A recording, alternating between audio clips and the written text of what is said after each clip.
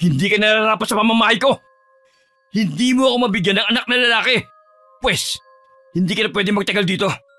Umalis ka na! Isama mo na yung sanggol na yan! Pakiusap naman, Ismael.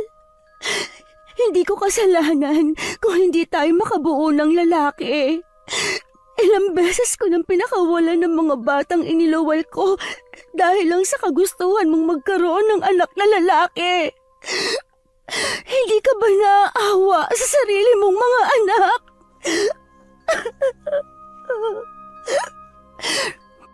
Sinabi nang umalis ka na eh. Ayoko nang marinig ang iba mo pang sasabihin. Nagmamakaawa ko sa'yo, Ismael. Maawa ka sa amin ang anak mo. Wala na kaming ibang pupuntahan. Aalis ka o papatayin ko yung anak mo? Nakikiusap ako sa'yo. Hindi mo naman babagong isip ko. Pinalnampas ako. Kung hindi ka susunod, anak mo magbabayad sa katigasan ng ulo mo. Talaga bang matigas na ang puso mo para sa amin ng anak mo? Nasaan na ang lalaking nangako sa akin na alagaan at mamahalin ako? Pwes, wala nang lalaking yon. Kasalanan mo rin kung bakit naglahong pagmamahal ko sa'yo. Anak na lalaki lang ba ang magpapatibay ng samahan ng mag-asawa? Oo, dahil anak na lalaki lamang ang pwede magpatuloy ng apelyido ng pamilya ko. Ismael, nagmamakaawa ako sa'yo. Lahat gagawin ko. Huwag mo lang kami paalisin. Kahit anong gawin ni Mara sa asawa, naging bingi na ito sa mga pakiusap at pagmamakaawa niya. Binigyan lang siya nito ng ilang minuto para lisanin ang bahay nito. Habang hawak ang baril, makailang beses pa nitong itinutok yun sa kanilang anak. Kilala ni Mara ang asawa. Batid niya kung anong kaya nitong gawin. Kahit kumikirot pa rin ang puson dahil ilang araw pa lang na manganak siya, walang nagawa si Mara kundi lisanin ang bahay na yun. Sa pagmamadaling makaalis, wala man lang siyang nadala kahit jacket na panlaban sa lamig ng panahon.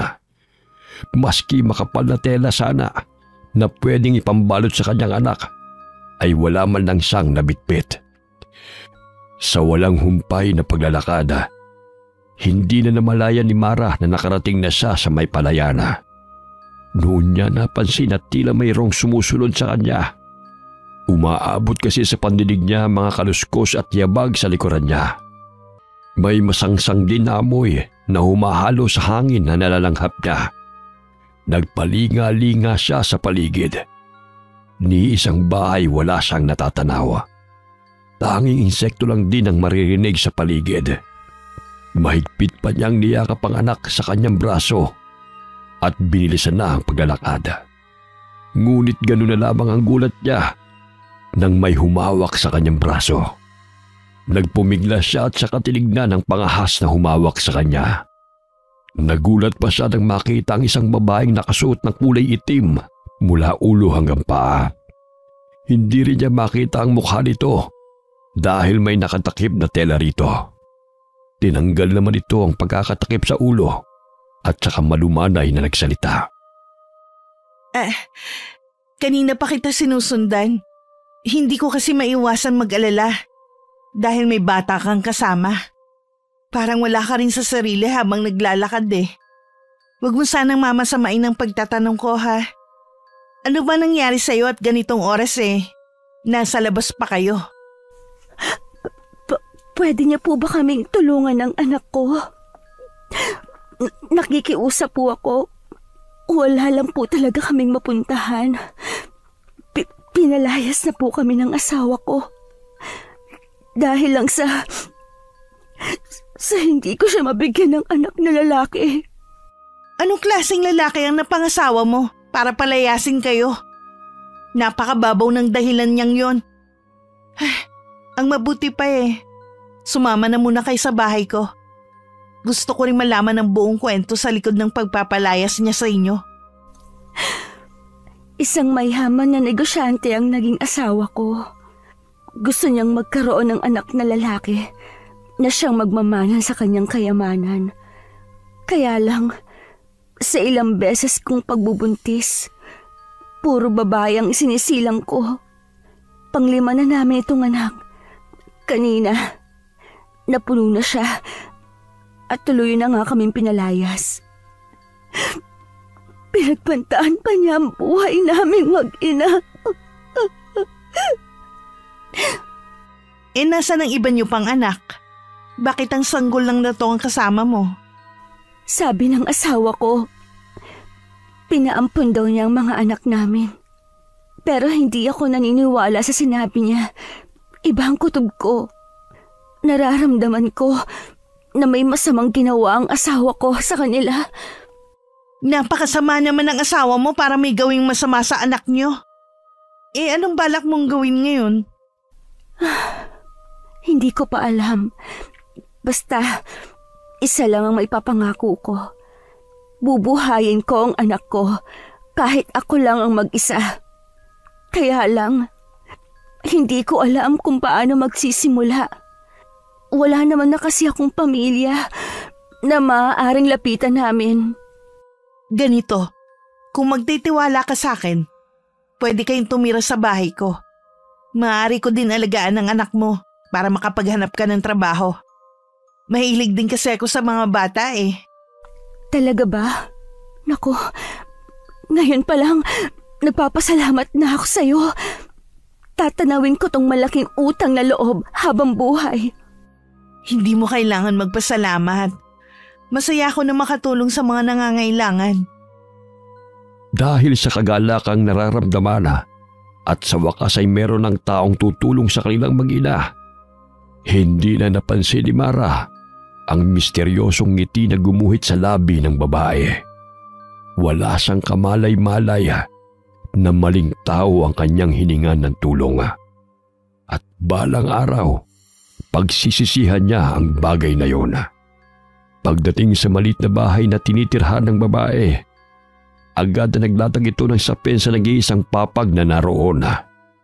Agad namang inihiga ni Mara ang anak doon.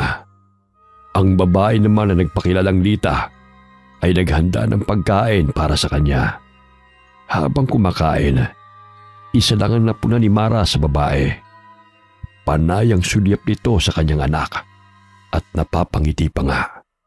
Hindi naman yun binigyan ng ibang kahulugan ni Mara dahil nabanggit ng babae na mahilig ito sa bata. Huwag mo sanang mamasamain ang pag-uusisa ko. Wala ka bang asawa o pamilya na kasama dito? Matagal na akong iniwan ng asawa ko. Sumama siya sa ibang babae. Nung mga panahon na yun bagong kasal pa lang kami. Hindi rin pinalad na magkaroon ng anak. Matindi rin pala ang pinagdaanan mo.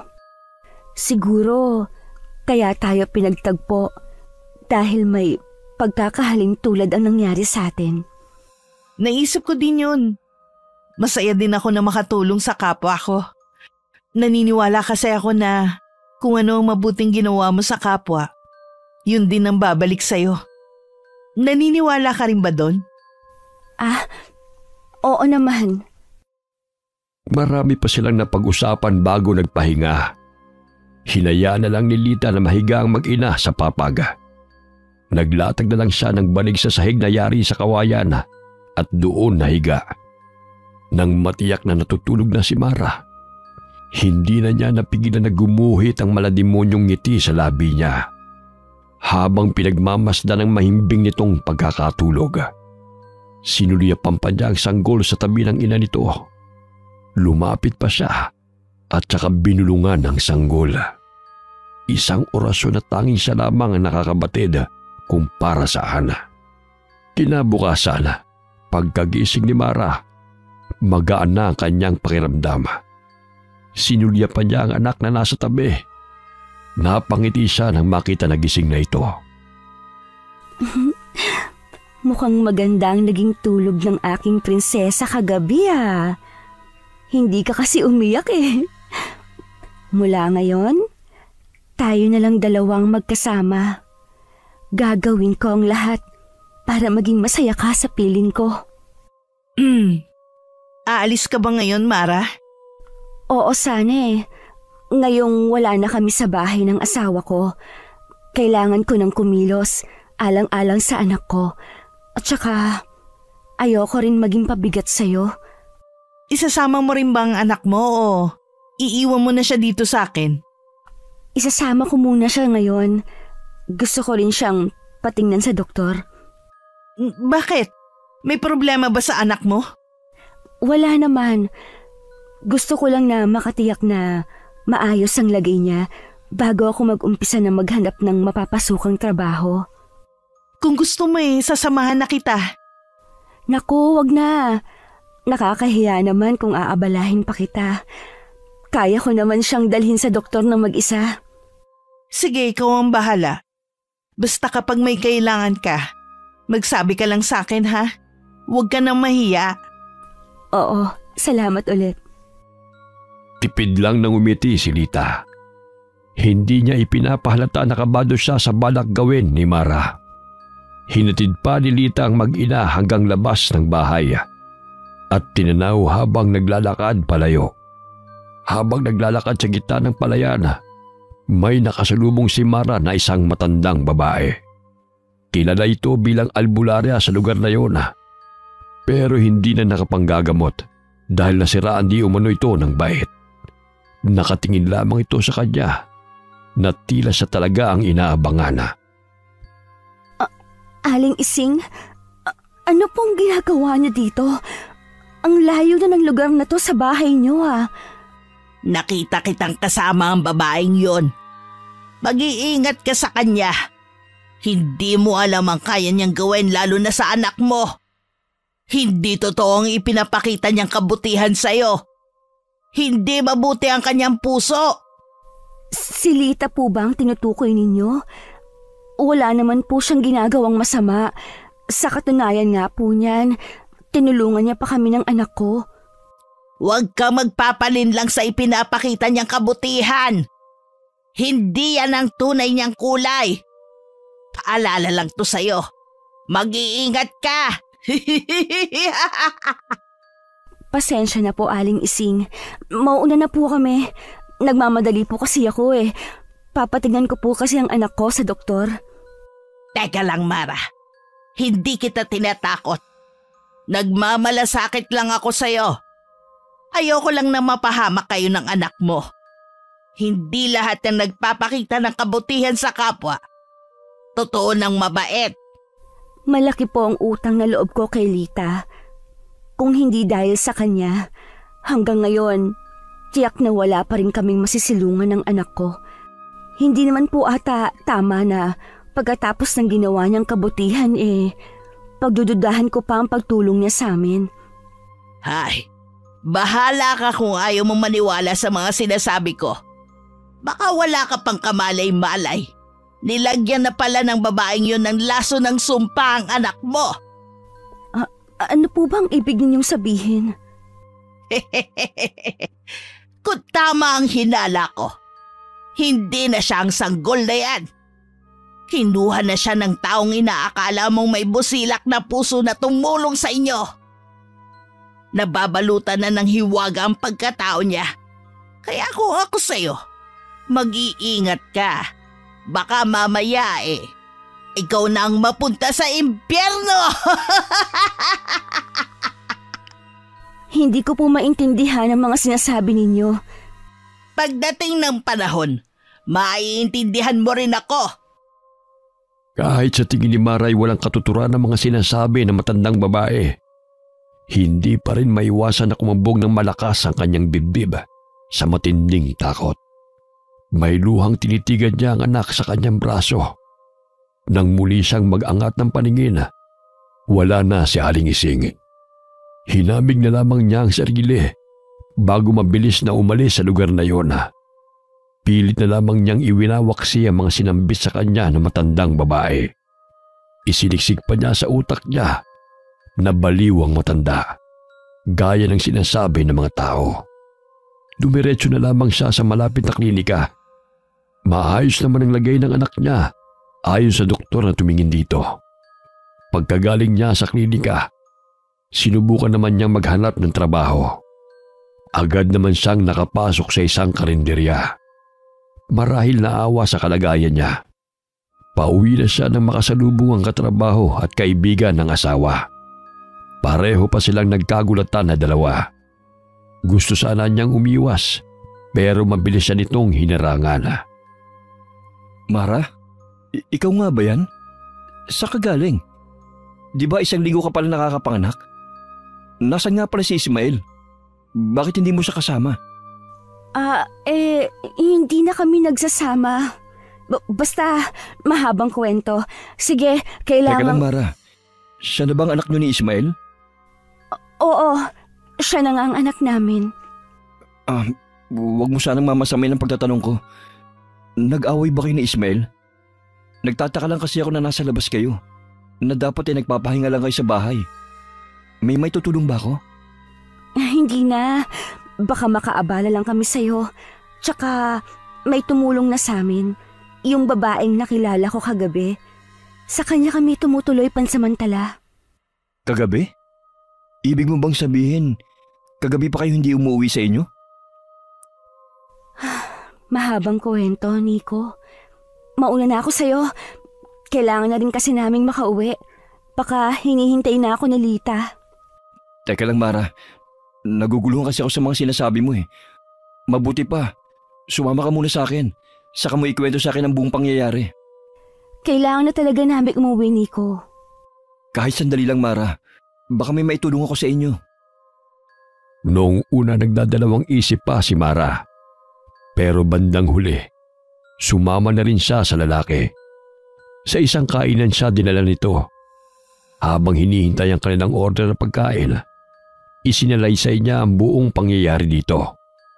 Mula sa bahay ng asawa, hanggang palayasin sila at mapunta siya sa poder ni Lita. Maging ang naging pag-uusap nila ni Aling Ising. Hindi naman makapaniwala ang lalaki sa mga nalaman. Bakas dito ang pagkadismaya para sa asawa ni Mara. Hindi kasi ito makapaniwala na magagawa yun ng lalaki sa mag-ina nito. Ikinalulungkot ko nangyari sa pagsasama niyo ni Ismael. Sa tingin ko, tama rin naman si Aling Ising. Hindi mo kilalang babaeng yun. Hindi natin alam kung anong motibo niya sa pagkupkup sa inyo. Nagmagandang loob na nga yung tao eh. Hindi naman yata tama na pagdudahan pa ang motibo niya sa pagtulong. Nag-aalala lang naman ako sa inyo mag-ina kaya ako nasabi yun.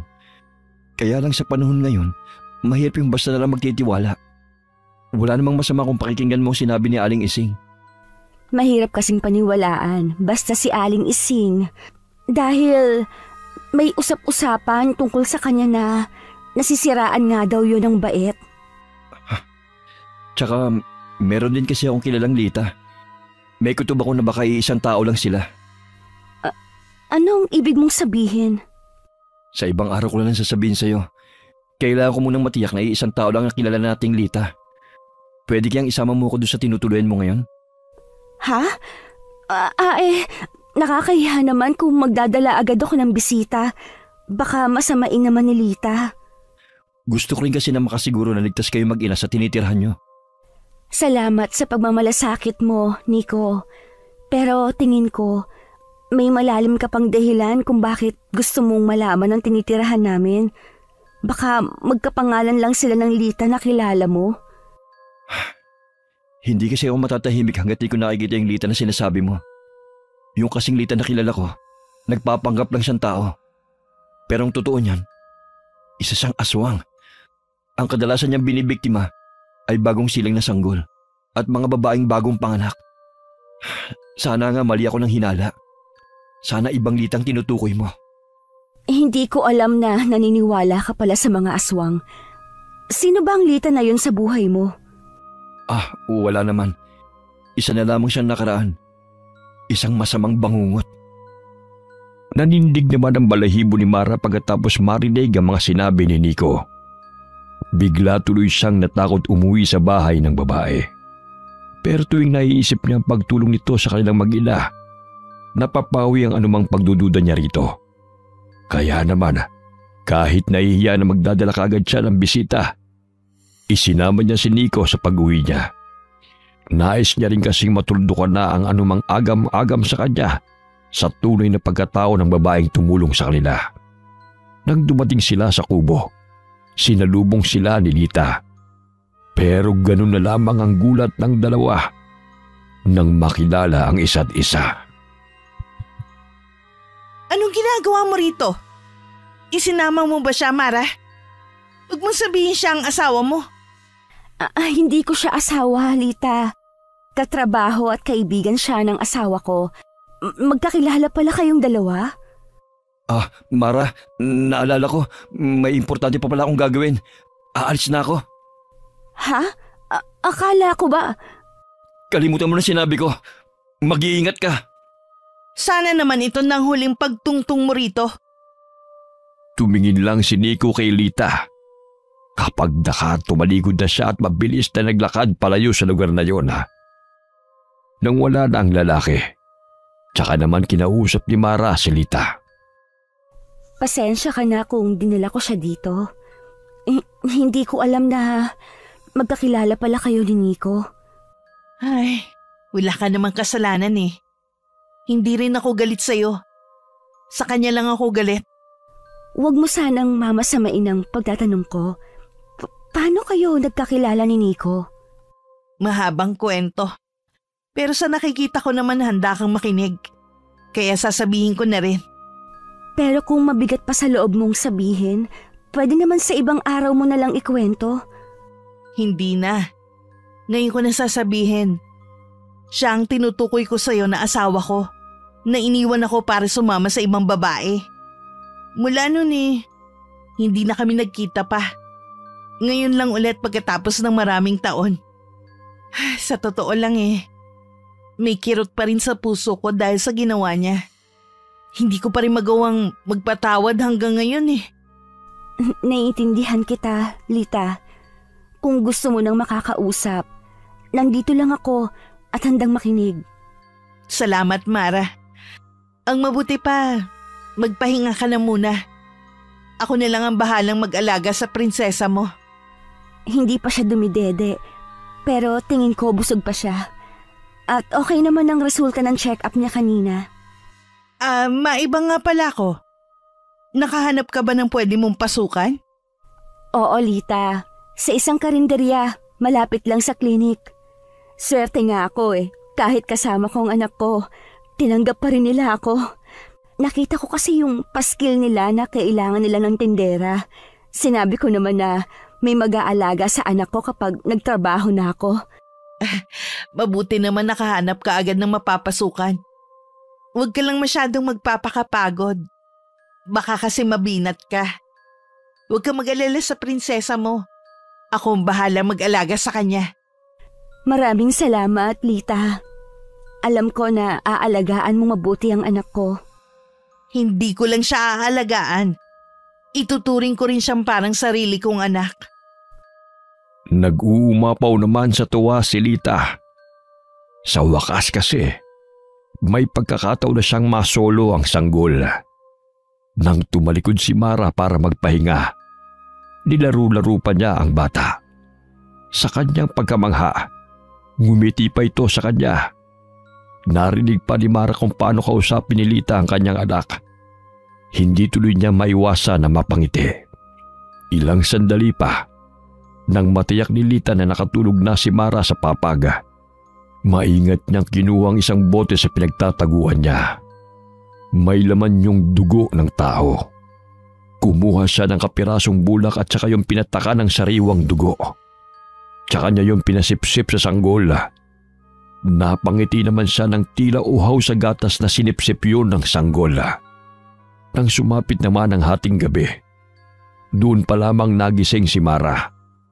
Nagtataka naman sa sarili kung bakit ganun kahabang oras siya nakatulog. Bumangon siya at nakitang pinapadede ni Lita ang anak. Ano ang pinadedede mo sa anak ko, Lita? Ha? Pinadedede ko lang ng gatas. Gutom na kasi ang anak mo. Tulog ka pa. Ginigising kita kanina. Hindi ka magising. Bakit parang may kulay pula? Ha? Akala mo lang yun. Baka dahil sa gasera kaya akala mo may kulay ang gatas niya. Ganun ba? Pasensya na kung napahaba ang tulog ko ha. Akin ang anak ko. Ako na lang magpapadede sa kanya para makapagpahinga ka na rin. Sige, kunin mo na siya. Matutulog na rin ako. Ikaw din magpahinga na ulit. Di ba maaga ka pang papasok bukas? Oo. Salamat ulit sa'yo, Lita ha. Ramdam ko talagang pagmamalasakit mo sa aming mag-ina. Sana balang araw makabawi din ako sa mga kabutihan mo. Huwag mo munang isipin yun. Masaya nga ako kasi dumating kayo sa buhay ko. Kahit papano mararanasan ko na rin kung paano mag-alaga ng bata. Ay, hindi naman sa wala akong tiwala sa'yo, Lita. Pero, kaya mo ba talagang mag-alaga ng bata? Oo naman. Sabi ko nga sa'yo, mahilig ako sa bata at pangarap ko rin maging isang ina. Hindi ganun kadali ang mag-alaga. Kailangan ng mahabang pasensya sa pag-aalaga, lalo't sanggol. Kung wala kang tiwala sa akin, ayos lang naman. Naiintindihan ko naman Tsaka, kahapon lang tayo nagkakilala, di ba? Nako, hindi naman sa wala akong tiwala sa'yo. Ang totoo niyan, nahihiya talaga ako sa'yo. Sinabi ko naman sa'yo, masaya akong makatulong sa inyo. Babae din ako, kaya naiintindihan ko ang pinagdadaanan mo. Sino pa bang magtutulungan kundi tayo lang, di ba? Oo nga. Huwag ka mag-alala. Kapag sumahod ako, hahatian kita sa kita ko. Tulong ko na sa'yo kapalit ng pagpapatira mo sa amin dito at pag-aalaga na rin ang anak ko. Wag na. Hindi mo naman ako kailangan bayaran pa. Ipunin mo na lang ang pera mo para sa anak mo. Mahal ang gatas at diaper ngayon.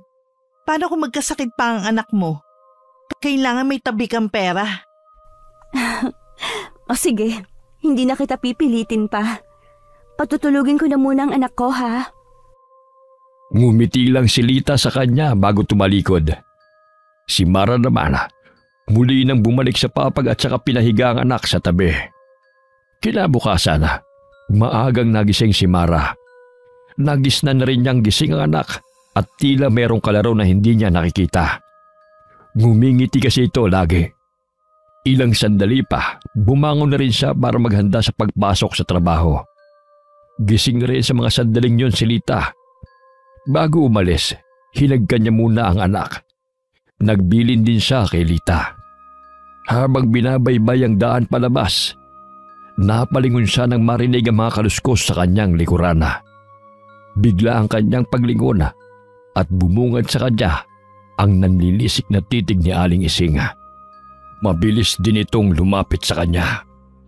Napansin niya kaagad ang kakaibang aura na matandang babae. Hindi ka mabuting ina, Mara. Wala kang ibang inisip kundi ang sarili mo lang. Pinalaan na kita tungkol sa babaeng yon. Pero hindi ka nakinig. Ipinagkatiwala mo talaga sa babaeng yon ang iyong anak. Hindi pa huli para iligtas mo ang iyong anak. Kunin mo siya at umalis na kayo sa lugar na to. Aling Ising, pabayaan niyo na po ako.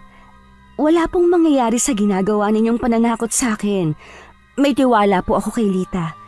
Alam ko pong mabuti siyang tao. Nakikiusap po ako sa inyo na tigilan niyo na ang paninira dun sa tao. Wala naman po siyang ginagawa sa inyo Kapag po hindi pa kayo tumigil sa panggugulo ninyo, mapipilitan na po akong kausapin ng mga anak niyo. Baliw ka, Mara! Isa kang baliw para mas paniwalaan mo sinasabi ng babaeng yon. Sa atin pong dalawa, kayo ang nababaliw. Dahil sa mga pinagsasabi ninyo, hindi na po ako natutuwa sa pakikialam niyo sa akin. Mamayang gabi, pagbasdan mo ang buwan, pakiramdaman mo rin ang taong labis mong pinagkakatiwalaan. Sana hindi pa huli kapag napagtanto mo na tama pala ako. Masyado niyo na po akong inaabala. Umalis na lang po kayo at sana po tigilan niyo na ang panggugulo sa akin. Gabayan ka nawa ng Diyos at ang iyong anak. Naway hindi pa mahuli ang lahat. Hindi na sumagot si Mara. Nagmamadali na niyang tinalikuran ito at naglakad palayo. Hindi rin niya maiwasan ang makaramdam ng pagkainis. Mabuti na lamang hindi siya nahuli sa trabaho dahil sa pang-aabala na ginawa ng matandang babae. Samantala, nagpasya si Ismael na umalis ng bahay. Plano niyang puntahan ang mga anak na pinaampun niya sa isang kakilala. Habang lula ng minamanehong sasakyan, muling nagbalik sa kanyang nakaraan. Biglang lumambot ang ekspresyon ng kanyang mukha nang maalala ang mga anak. Mahal naman talaga niya ang mga ito. Natakot lamang siya sa sasabihin ng mga magulang. Ang mga ito kasi ang may gusto na lalaki ang maging anak niya para magpatuloy sa legasiya ng pamilya. Iisang tao lamang ang umampon sa mga anak nila ng asawa. Pinalabas lamang niya rito na sa iba't ibang tao.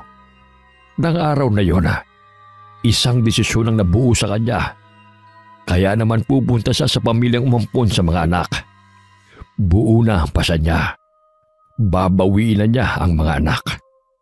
Dahil sa lalim ng iniisip niya, mukhang naliligaw siya.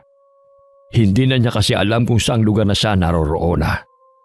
Minabuti niyang itabi muna ang sasakyan at saka bumaba. Nagpalinga-linga siya sa paligid, pero ni isa, wala siyang nakita na tao. Ilang sandali pa siyang naghintay nang makita ang isang babaeng papalapit sa kanyang kinaroroonan. Magandang araw po. Mukhang naliligaw yata kayo Oo. Hindi ko kasi kabisado ang lugar na ito eh. Baka pwede mong iturong papuntang bayan. Nagmamadali kasi ako eh. Ganun po ba? Malayo pa po ang bayan dito. Malapit na rin gumabi. Baka gusto niyo po munang sumama sa tinutuluyan ko para… Pasensya ka na. Nagmamadali talaga ako eh. Pakituro na lang ang tamang direksyon. Masyado po kasing delikado kung aabutan kayo ng gabi sa lugar na to. Nagmamalasakit lang po ako sa inyo. Gaya nga ng sinabi ko, malayo pa ang bayan. Talaga bang delikado sa lugar na ito? Dayo ko lang din, di ba? Para kasing hindi mo rin kabisado ang papuntang bayan eh. Ganun na nga. Basta ang alam ko malayo ang bayan sa lugar na to. Marami na bang naliligaw sa lugar na ito? Sa totoo lang, ngayon lang kasi ako nakadaan dito eh. Ang totoo niyan, marami talaga. Marami nagpapatunay na mahiwaga daw ang lugar na to. Tila ba sinasadyang iligaw ang mga motoristang katulad mo? Taga-kabilang baryo lang ako. Sa kagustuhan ko makarating kagad sa pupuntahan ko, naghanap ako ng mas madaling daan. Hindi ko naman nakalain na maliligaw ako. Huwag ka mag-alala. Makakarating ka rin sa pupuntahan mo. Tutulungan kita. Malayo ba ang bahay mo rito? Mukha kasing wala ng kabahayan sa lugar na ito eh. Sa gitna ng palayan ng bahay ko. Malapit lang yun dito. Yung kubo ba na yun ang bahay mo? Oo, bilisan na natin. Naghihintay na kasi ang anak ko sa bahay eh. Iniwan ko lang siya sandali kanina. Ha? May anak ka pala? Bakit mo naman iniwan? May iba ba kayong kasama? Wala, kaming dalawa lang ng anak ko ang magkasama. Ang mabuti pa. Babalik na ako sa sasakyan ko. Ako na lang maghahanap ng daan papuntang bayan. Teka lang, huwag ka munang umalis. May kailangan pa ako sa'yo. Ano pang kailangan mo? Hindi na nagawang ituloy ni Ismael ang iba pa niyang sasabihin. Isang malakas na hampas sa mukha niya ang ginawa ni Lita sa kanya. Nang mabuwal na lalaki sa lupa at hindi na gumagalaw, napangisi na lamang si Lita na nauwi sa paghalakak. Ilang sandali pa, hinila na rin niya ang katawan nito papunta sa hukay na ginawa niya. May kalayuan na yun sa bahay, kaya hindi mapapansin ng kahit na sino. Tinanggal niya ang yero na tumatakip doon at tumambad ang mga katawan ng mga taong naging biktima niya. Ang ilan sa kanila ay kalansay na at ang iba'y nahaagnas pa lamang. Kinuha niya ang bangkay ng sanggola at saka inaamoy-amoy. Tsaka buong kasamikan na kinain ito. Pagdating ng gabi, umuwi na rin si Mara galing sa trabaho. Halata rito ang pagod sa maghapon sa karinderya.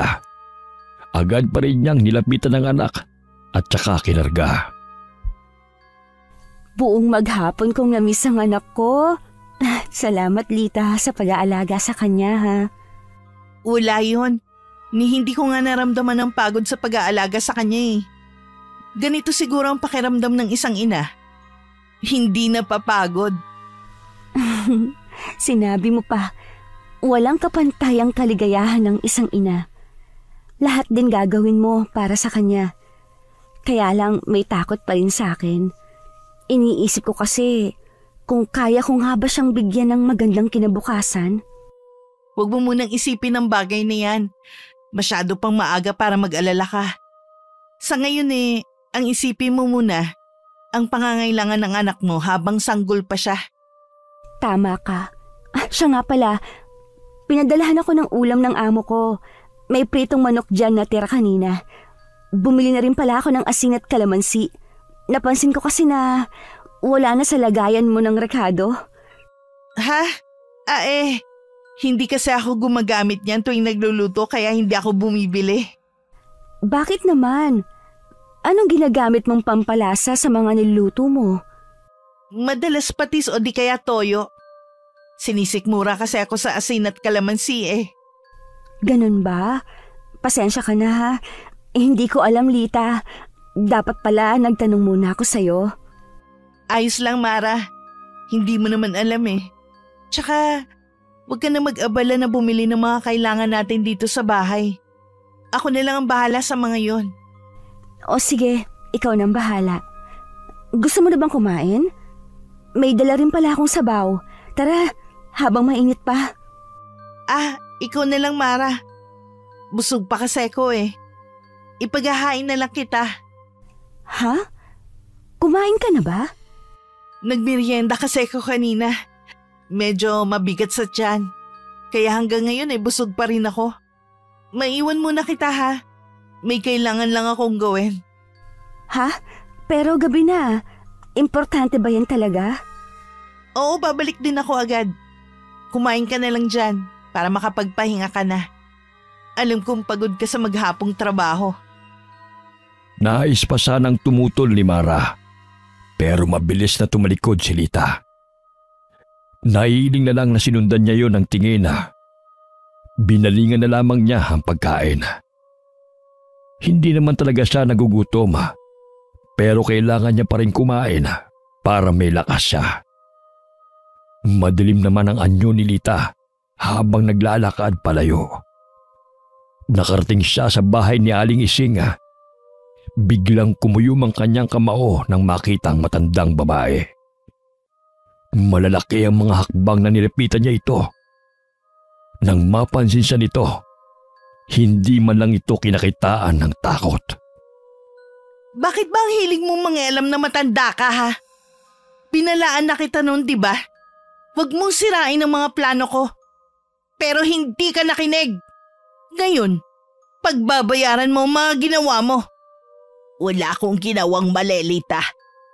Kahit patayin mo ko ngayon, hindi ko pagsisisihan ang ginawa ko. Kung ako sa'yo, palayain mo na ang batang yon. Sino ka para utusan ako? Walang sino ang maaaring magdikta sa dapat kong gawin. Akin ang batang yon. Akin lang. Ako lang ang karapat-dapat na maging ina niya. Wala nang iba. Kaya kung ako sa'yo, manahimik ka na. Isa kang baliw! Wala kang karapatan na kunin ng bata sa kanyang tunay na ina. Baka nakakalimutan mo na ang kapalit ng dugong may sumpa. Hindi mo rin maaangkin ng sanggol dahil buhay mo mismo ang magiging kapalit ng sumpa. Tumahimik ka, tanda. Alam ko ang ginagawa ko. Sa dinami-dami ng katawan na nakolekta ko, magtatagumpay ako. Sa pagkakataong ito, hindi ako papalpak. Balang araw, ako na ang kikilalanin niyang ina at hindi ang babaeng yun. Desperada ka na nga, Lita. Minsan ka na nga nagkamali ng desisyon. Pero gagawa ka na naman ng isa pang maling desisyon. Kailangan pa bang humantong sa ganito? Wala kang alam, tanda, sa mga pinagdaanan ko noon. Kaya tama lang na gawin ko to. Alam ko lahat ng nangyari sa'yo, Lita. Isa kang aswang na umibig sa ordinaryong lalaki. Para mapasayo siya, nilinlang mo siya. Minahal ka niya ng totoo pero anong ginawa mo? Ginamit mo lang siya para makapaghiganti ka sa mga taong dahilan ng pagkamatay ng una mong anak. Natutunan ko rin naman mahalin si Nico.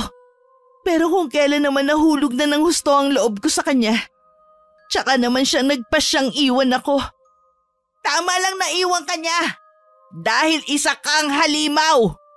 Naging halimaw lang ako dahil na rin sa kagagawa nila. Pinatay ng mga taong yun ang anak ko. Dapat lang na sa mga sanggol din ako gumante.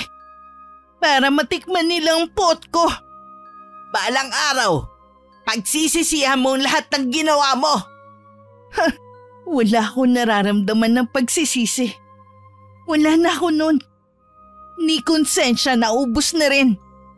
Ang natitira lang sa akin ngayon ay puro galit. Naiwan naman na natigilan si Aling Isinga. Bumuway ang tayo niya dahil sa matinding kaba na pilit itinatago kanina. Inilibot pa niya ang paningin sa paligid pero hindi niya na nakita pa si Lita. Sumagi bigla sa kanya kung puntahan kaya niya ito sa kubo nito sa gitna ng palayana. Pagkatapos ng ilang sandaling pag-iisip, kinuha lang niya kanyang alampay at saka lumakad na. Tuloy-tuloy siyang pumasok sa kubo at nadatnan niyang nagliligpit sa kanugnog na kusina si Mara. Tumikhim siya para mabatid nito ang kanyang presensya. Nagulat naman ito nang makita siya. Ano po bang ginagawa niyo dito? Anong sadya niyo? At saka po, hindi kayo pwede na basta lang papasok dito. Umalis na kayo ng anak mo dito, Mara.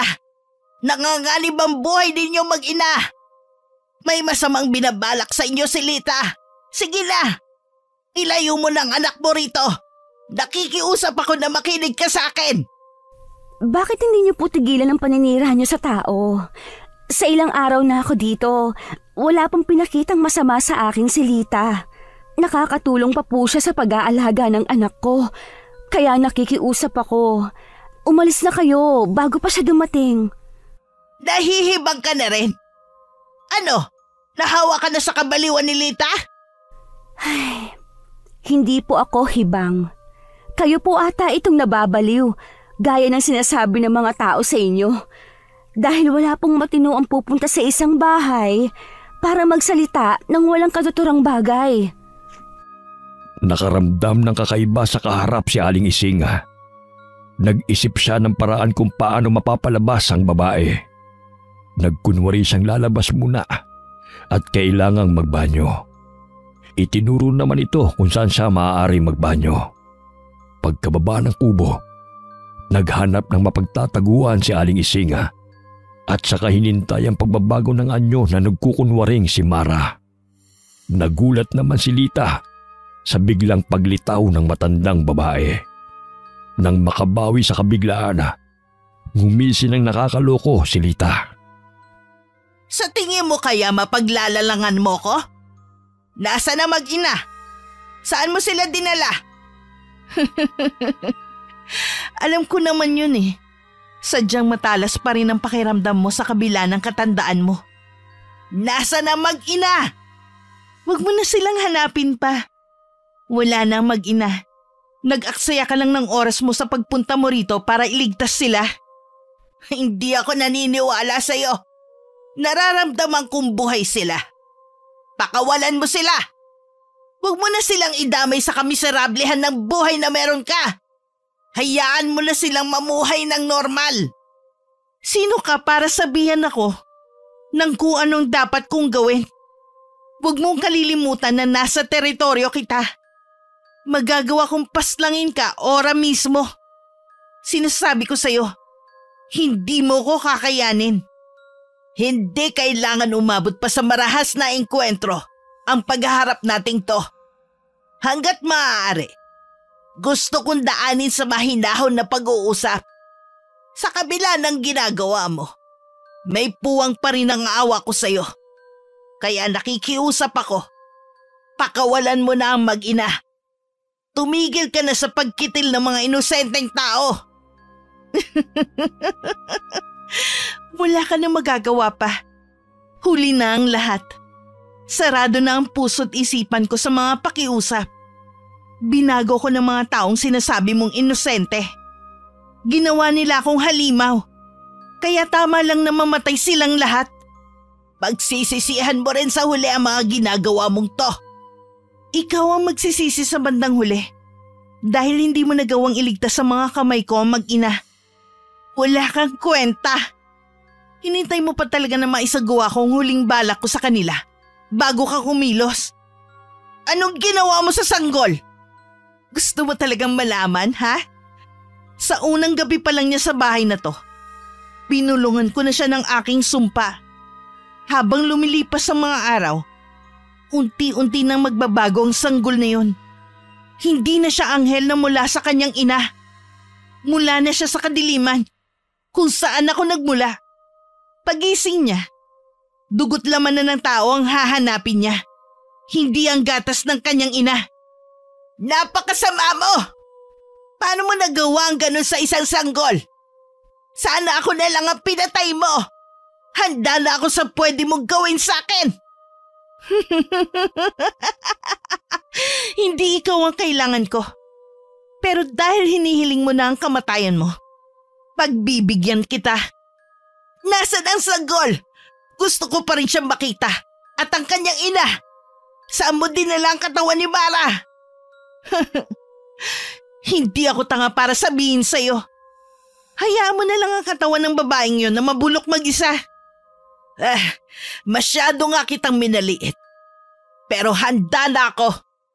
Ngayong gabi, tatapusin ko na ang kahibangan mo. Talaga? Parang kanina lang nakitaan na kita ng takot. Bakit kayong bigla ka na namang tumapang? Hanggang ngayon, hindi pa rin ako makapaniwala na handa mong ibuwis ang buhay mo para lang sa mag-inang yon. Pero dahil nagmamadali kang mamatay, edi sige, pagbibigyan na kita. Handa ko talagang ibuwis ang buhay ko sa mag-inang yon. Kung yun lang ang paraan para matigil na ang mga kasamaan mo. Hindi inaasahan ni Lita ang biglang pagsugod ni Aling Ising sa kanya. Sa kabila ng edad nito, maliksi pa rin itong kumilos at nagawa siyang sugurin. Hinugot pa ng matandang babae ang patalim na itinago niya sa suot na damit. Nagawa niyang tutukan ng hawak na patalim si Lita. Nanginginig naman ito sa takot habang nakatingin sa patalim na nakatutok sa kanya. Nagpupumilit pa itong pumiglas, pero sadyang malakas ang matandang babae. Huwag mo kong maliitin, Lita! Hindi ka nag-ingat sa maaari kong gawin. Ngayon, sabihin mo sa akin kung saan mo dinala ang mag-ina. Sa tingin mo, mapipilit mo kong ilabas sila? Talagang matigas ka, ha? Alam mo ba ang patalim na to ay may katas ng kalamansi? Oras na dumikit to sa balat mo, pwede kang mamatay. Ilayo mo sa akin yan, tanda. Magtapat ka na muna. Hayop ka, matanda ka. Ikaw, mas matindi pa sa isang halimaw. Wala kang malalaman sa akin. Kung ganon, mabuti pang malaman ng taong bayan ng tunay mong pagkatao para sila na lamang ang bahalang pumatay sa'yo. Hindi mo magagawa ang bagay na yan. Inaaksaya mo lang ang oras ko, Lita. Mamili ka. Ibabaon ko tong patalim sa'yo o taong bayan ang bahala sa'yo. Anong mang oras, darating na sila. Huwag, Ising! Nakikiusap ako! Napalunok si Lita. Alam niyang wala na siyang magiging taka sa pagkakataong yun. Pero hindi naman siya makakapayag na basta-basta na lang magpatalo. Nang lumuwag ang pagkakahawak sa kanya ng matandang babae, huminga pa siya ng malalim. Naramdaman pa niya ang paghapdi sa kanyang balat sa leeg. Hinawakan pa niya yun. Bagamat lumuwag ang pagkakahawak sa kanya, nakatutok pa rin sa kanya ang patalim. Magsasalita ka ba o gusto mo bang? Oo, Sasabihin ko na. Mabuti kung ganon. Hindi ko lang maintindihan kung bakit kailangan mo pa silang hanapin. Hindi mo naman sila kaano-ano. Bakit ba ganun na lang ang pagmamalasakit mo sa kanila? Dahil hindi ko matiis ang mga ginagawa mo. Marami nang pinagdaanan si Mara. Mas mahirap pa siya sa mga naranasan mo. Sa kabila noon, lumalaban pa rin siya para sa kanyang anak. Pero ikaw, gusto mong sirain ang mag-inang yun dahil sa pagiging makasarili mo. Bakit hindi mo siya gayahin?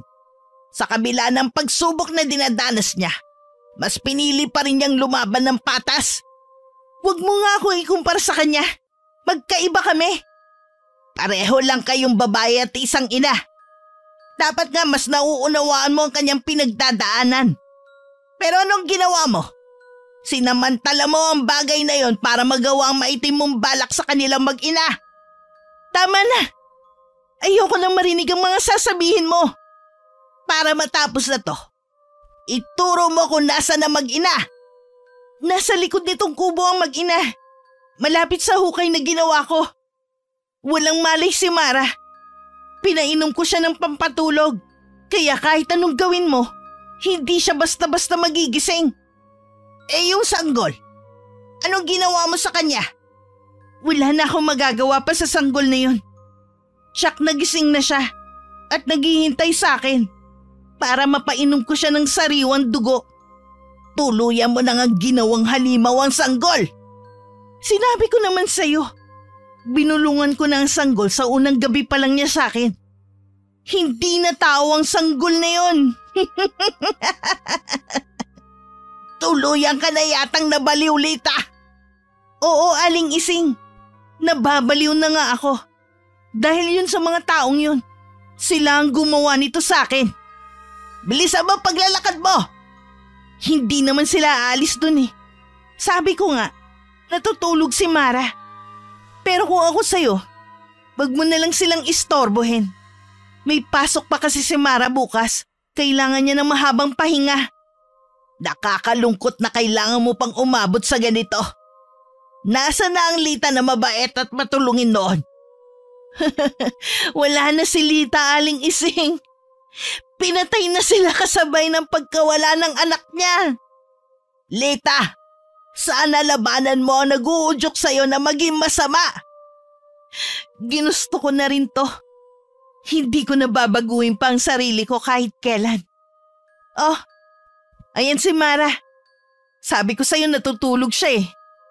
Dito ka lang. Lalapitan ko lang si Mara. Gawin mo kung anong gusto mong gawin sa kanya. Bahala ka na sa kanya. Maniwala ka man o hindi. Naging mabuti ako sa kanilang mag-ina habang nasa poder ko sila. Dahan-dahang nilapitan ni Aling Ising ang walang malay na si Mara. Makailang beses din niya itong niyugyug sa balikat. Pero hindi ito magising. Inilibot din niya ang paningin sa buong paligid. Nasa di kalayuan ang anak ni Mara. May nahaamoy din siyang masangsang na amoy sa paligid. Para yung nabubulok na laman. Alam niya na mga katawan yun ng mga naging biktima ni Lita. Nang maalala ang babae, nilingon niya ito sa kinatatayuan nito kanina. Pero wala na ito roon. Hinanap niya ang sinasabing hukay ni Lita. Ilang hakbang mula sa kanyang kinatatayuan, naroon ang may kalakihang hukay. Naroon ang mga naagnas na bangkay at ang iba ay mga kalansay na lamang. Nakarinig siya ng isang ungol malapit sa hukay. Naroon ang isang lalaking nakadapa. Agad niya yung nilapitan. Natiyak nga niyang buhay pa ang lalaki. Nagising naman si Mara sa mahabang pagkakatulog. Hindi pamilyar sa kanya ang kinaroroonan. Nagulat pa siya nang makitang naroon din si Aling Ising. Aling Ising? Nasaan ako? Ang anak ko? Ismael? Bakit nandito siya? Kilala mo pala ang lalaking yan. Opo, asawa ko po siya.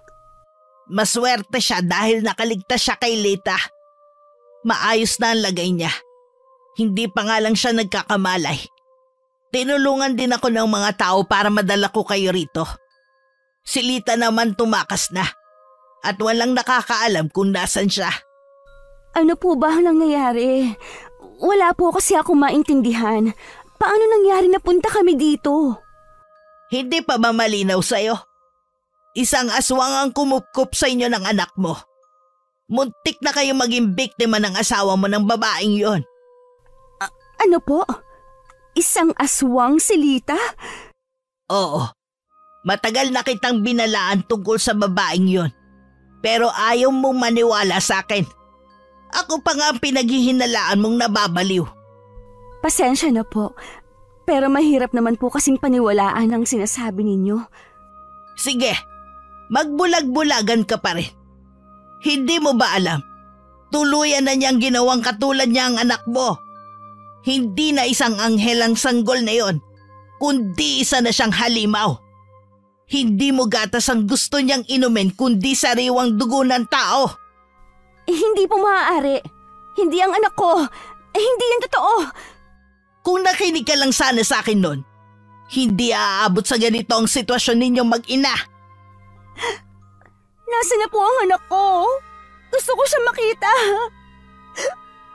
Kasalukuyan siyang nasa kuna. Kung ako sa'yo, wag mo muna siyang lalapitan. Tulungan mo muna ako sa asawa mo. Kailangan ko kasi siyang painumin ng halamang gamot para mailabas niya ang laso na inilagay ni Lita sa kanyang katawan. Labag man sa loob ni Mara na sundin ang utos ng matandang babae, tahimik pa rin siyang sumunod. Natatanaw naman niya ang kinaroroonan ng anak. Kasalukuyan itong natutulog ng mga oras na yon. Naguguluhan din siya kung paniniwalaan ba niya ang sinasabi nito. Pero may bahagi niya ang gustong maniwala. Pero hindi ang tungkol sa sinabi nito sa kanyang anak. Habang ginagamot ni Aling Ising si Ismael, tahimik lamang siya sa isang tabi. Ilang sandali pa, nagkakamalay na si Ismael. Pero muli rin itong bumalik sa pagkakatulog dahil sa pinainom na halamang gamot ni Aling Ising. Bigla namang pumalahaw ng iyak ang anak ni Mara. Nang akmang dadaluhan niya ang anak nang pigilan siya ni Aling Ising. Hindi na siya ang anak mo. Huwag kang basta-basta lalapit sa kanya. Huwag niyo po akong pigilan. Kailangan ako ng anak ko. Hindi totoo ang sinasabi ninyo na isa siyang halimaw katulad ni Lita. Kung umepekto ang sumpa ni Lita sa kanya, mahirap na siyang lapitan, Mara. Magiging delikado na sa'yo dahil ikaw ang siyang pupuntiryahin ng anak mo. Wala po akong pakialam. Kailangan ako ng anak ko. Baka nagugutom na siya. Nagugutom ang anak mo, pero hindi gatas ang kanyang hiling, Mara, kundi dugo. Yun ang siyang dapat mo ring ibigay sa kanya para mabuhay siya. Subalit alam kong hindi pwede at kinakailangan na maputol ang sumpang yan. Hindi halimaw ang anak ko. Pagmasdan mo ang anak mo, Mara. Hindi na siya normal na sanggol. Bakit naging halimaw ang itsura ng anak ko? Paano nangyari yun? Ikinalulungkot ko. Pero wala na tayong magagawa para bumalik pa siya sa dati. Kasalanan ko ito. Patawad, anak. Hindi sana mangyayari sa'yo to kung nakinig lang ako.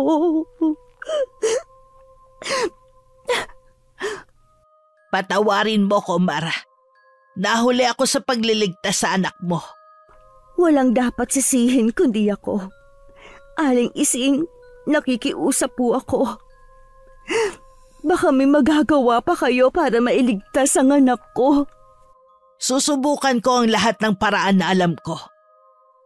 Gusto ko pong malaman ang lahat kay Lita. Ang tungkol sa pagkatao niya. Gaya ng sinabi ko sa iyo noon, isang aswang si Lita. Ang kanyang kadalasan na pinupunteriya ay mga sanggol. Dahil yun sa kanyang anak na pinatay ng mga tao. Anak? Sabi niya, hindi pa siya nagkakaanak. dahil iniwan siya ng kanyang asawa para sa ibang babae.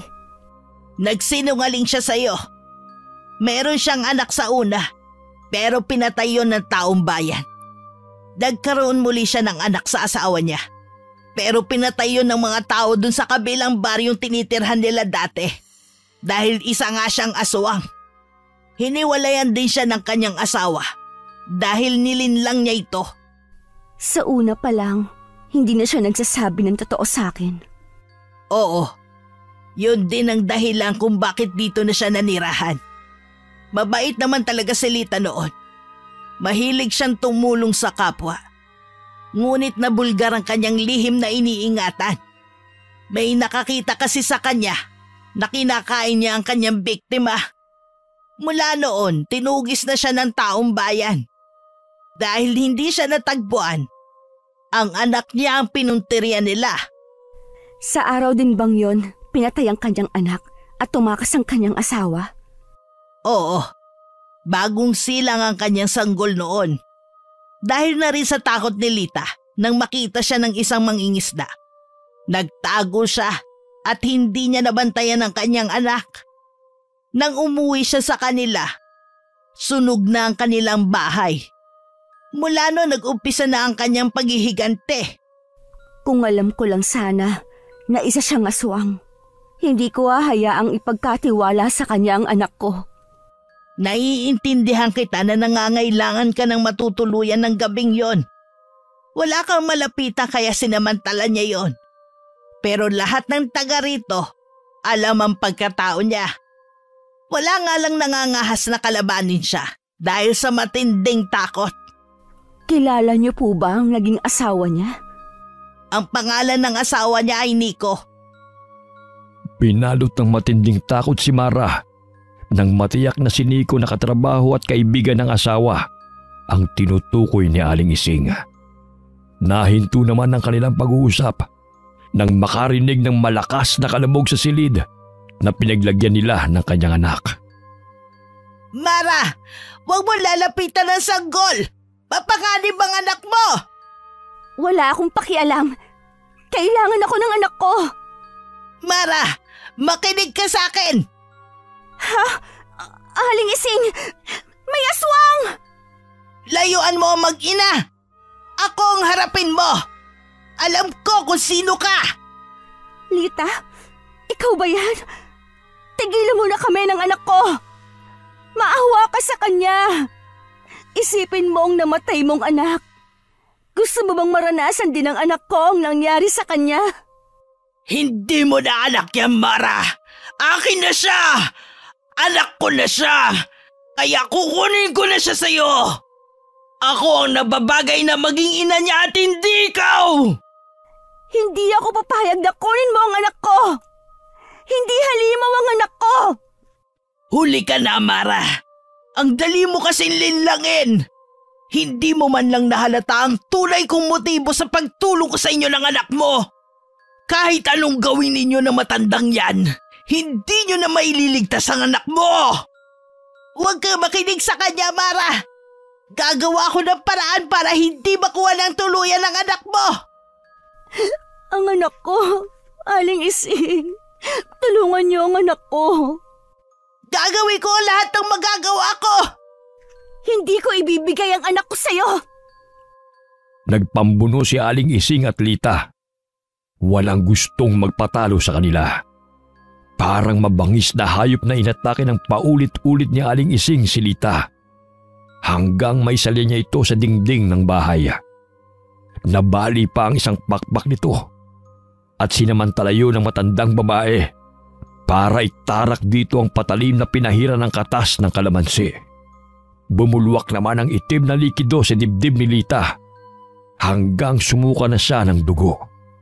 Sinamantala naman ni Mara ang kaabalahan ng dalawa. Binuhat niya ang kanyang anak na nasa kuna. Nalingunan pa siya ni Aling Ising na karga ang anak. Mara! Sinabi ko naman sa'yo, huwag mo siyang hahawa! Aray! Anak! Bakit mo ako kinagahat? Tulungan mo ako! Aling Ising! Naging halimaw ang anak ko!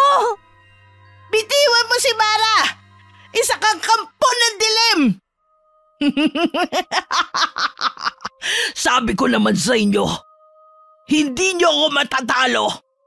Ang anak ko magpapatuloy sa aking nasimulan. Magkita na lang tayo sa impyerno! Hindi mo siya anak. Aling Ising, ang anak ko. Hayaan mo na siya. Wala na tayong magagawa pa. Tuluyan na siya naging halimaw. Anak ko. Kasalanan mo to, Lita. Ibalik mo sa dati ang anak ko. Wala na si Lita. Patay na siya. Malalim ang mga tinamumong kagat. Kailangan magamot ka agad. Kukunin ko lang ang mga gamit ko. Hindi ko po kayang mabuhay pa. Kung mawawala ang anak ko sa akin, mabuti pang mawala na rin ako. Huwag kang susuko, Mara. Hindi pa ito ang katapusan ng lahat. Tandaan mo, hindi mo man mailigtas ang buhay ng anak mo. Ang isipin mo, maililigtas mo siya sa pagiging aswang. Hindi ko kayang kitlin ang buhay ng sarili kong anak, Aling Ising. Magkasama natin pupuksain ng halimaw na yon. Lumaban ka, Mara. Yun din ang gugustuhin ng anak mo. Hindi ang maging halimaw na papatay sa mga inosenteng tao. Hindi ko po kaya, Aling Ising. Kapag hindi mo ginawa ang tama, para mo na rin hinayaang magtagumpay si Lita sa masama niyang plano sa inyong mag-ina. Pwede po bang kayo na lang ang gumawa? Binibigyan ko po kayo ng permiso na gawin kung ano ang tama. Ayoko ring magdusa ang anak ko katulad ni Lita. Oo, Mara. Gagawin ko ang sinabi mo. Alam ko masakit sa'yo bilang ina. Pero isipin mo na lang na hindi lang anak mo ang maliligtas mo. Pati buhay ng ibang tao. Nang makarinig sila ng palahaw ng sanggol, agad na kinuha ni Aling Ising ang kanyang patalim at saka nilapitan ang sanggol sa sahig. Nang makita nito ang kanyang paglapit, tumahan ito ng iyak. Pero bigla rin nagbago ang anyo nito. Naging mabalasik ang anyo nito at tinubuan ng malalagaring ngipin. Nang akmang ibabaw na ni Aling Ising ang patalim sa dibdib ng sanggol, bigla itong lumundag papuntang bintana at saka biglang nawala sa kadiliman ng gabi. Akma sana niyang hahabulin ito nang marinig ang mga ungol ni Mara na nahihirapan. Binalikan niya ito at ginamot muna. Ilang sandali pa, bumuti na rin ang lagay ni Mara. Ligtas na ito sa kapahamakan sa kabila na nangihina pa rin. Nagising na rin ng mga sandaling yon si Ismael. Nakakilala kagad niya si Mara. Nagtatanong ang mga mata niya sa matandang babae. Paano napunta rito ang asawa ko? Maraming nangyari sa kanya mula nang pagtabuyan mo siya sa bahay ninyo. Muntik na rin siyang mapahamak sa kamay ni Lita. Lita? Yung babaeng yun, muntik niya na akong patayin. Maswerte ka dahil nakaligtas ka sa kamay ng aswang na yon. Aswang ang babaeng yun? Oo, siya ang dahilan kung bakit nasa ganitong kalagayan ang asawa mo ngayon. Nasaan ang babaeng yun? Wala na siya. Ako ang pumatay sa kanya. Sino po ba kayo? Paano niyo nakilala ang asawa ko? Ang pangalan ko'y Ising. Dati akong albularya sa lugar na ito. Ikaw yung babaeng sinasabi nilang baliw? Ako nga. Hindi rin kita kilala. Tanging si Mara lamang ang kilala ko. Mabait ang asawa mo. Kaya nagtataka ako kung bakit mo hinayaang magpalaboy-laboy sila sa labas. Dahil doon, nag-cross ang landas nila ni Lita. Nasaan ang anak namin ni Mara? May kasama siyang sanggol nung pinalayas ko siya. Ikinalulungkot kong sabihin. Pero isa ng ganap na aswang ang anak niyo. Ano bang pinagsasabi mo, ha? Totoo nga at ang baliw ka eh. Nasa iyo na kung maniniwala ka sa akin. Ito lang ang masasabi ko. Kasalukuyang naghahasik ng lagim ang anak mo sa labas. At tuwing sasapit ang gabi, patuloy siyang maghanap ng mabibiktima niya. Paano ko nakakatiyak na nagsasabi ka ng totoo at hindi lang gumagawa ng kwento? Hintayin mo magkamalay ang asawa mo. Siya ang magpapaliwanag sa'yo ng lahat. Ano ba talagang nangyari kay Mara? Saan galing ang mga sugat niya? Kagagawa niya ng anak niyo. Sa sobrang pagmamahal niya, nilapitan niya ito at hindi inisip ang sariling kaligtasan. Patawarin mo ako, Mara. Nagsisisi na ako sa ginawa ko sa inyo ng anak natin. Nakikiusap ako. Gumising ka na. Kailangan lang niya ng pahinga. Ligtas na siya sa kapahamakan. Salamat po sa tulong niyo. Hinawakan pa ni Ismael ang kamay ng asawa. Hindi na rin niya napigilan ang pangingilid ng luha dahil sa awa rito. Hindi rin niya maiwasan na haplusin ang mukha nito. Puno yun ng galos na tila kalmot ng isang bata. Maputla rin ang mukha nito at malaki ang ibinagsak ng katawan mula ng palayasin niya. Tahimik naman na nagmamasid sa kanila si Aling Ising. Ilang sandali pa, napatingin sa labas ng bintana ang matandang babae. Baka sa kanya ang matinding pag-aalala. Batid niya kasi ng mga oras na yon ay meron ng bagong biktimang sanggol na anak ni Mara. Sa kabilang dako naman, lula ng sasakyan ito, si Nico na pauwi galing sa trabaho. Nang sa kalagitnaan ng kanyang biyahe, biglang huminto ang kanyang kotse. Sa pag-aakalang makina ang problema, umibis siya sa sasakyan at nagpunta sa harapan. Habang nakatungo sa harapan ng makina, bigla siyang natigilan ng makarinig ng mga palahaw ng isang sanggol. Inilibot niya ang kanyang paningin at saka napako ang mga mata sa tabi ng daan na may mga nagtataasang damo. Humakbang siya palapit doon at nakita niya ang isang sanggol. Nababalutan yun ng puting lampin. Nagpalinga-linga muna siya sa paligid. Nagbabaka sakaling may makita ang ibang tao. Pero wala siyang napansin sa paligid. Dahan-dahan niyang kinarga ang bata. Ngunit hindi pa man natatagalan. Napaigik na siya sa sakit sa kanyang leeg. Nang ilayo niya ang sanggol sa kanya, ganun na lamang ang sindak niya nang makita ang mabagsik na itsura ng sanggol. Pinagkakakalmot pa siya dito hanggang mabuwal siya sa lupa. Pilit pa rin siyang nagpupumiglas dito. Pero nagawa nitong sagpangin ang kanyang leeg. Dahilan para malugutan siya ng hininga. Pagsapit ng umaga, ang sanggol na naghahasik ng lagim pagsapit ng gabi ay mahimbing na natutulog sa kakahuyan kung saan walang pwedeng gumambala rito. Nang mga oras na yon, nagising na rin si Mara. Naipagtapat na rin niya kay Ismael ang mga nangyari. Patawarin mo ako, Ismael. Kasalanan ko kung bakit naging halimaw ang anak natin. Hindi ko siya nagawang iligtas kay Lita. Huwag mo sisihin ang sarili mo. Walang dapat sisihin kundi ako. Naging napakalupit ko sa inyo ng anak natin. Ano ang gagawin natin ngayon? Kailangan natin siyang mahanap bago muling sumapit ang gabi. Dahil kung hindi, marami pa siyang mabibiktima. Hahanapin ko ang anak natin. Ako mismo tutugi sa kanya. Tahimik namang nakikinig sa kanila si Aling Ising. Ilang sandali pa, tumanaw ito sa labas ng bintana. Hindi may kakaila rito ang matinding pag-aalala. Hanggat hindi pa napapatay ang sanggol na yon, tiyak na babaluti ng matinding takot ang baryo na yon. Higit pa nung naghahasik ng lagim si Lita. Walang kamalay-malay ang tatlo sa gabing yon ay pupunta sa kanila ang sanggol ni Mara.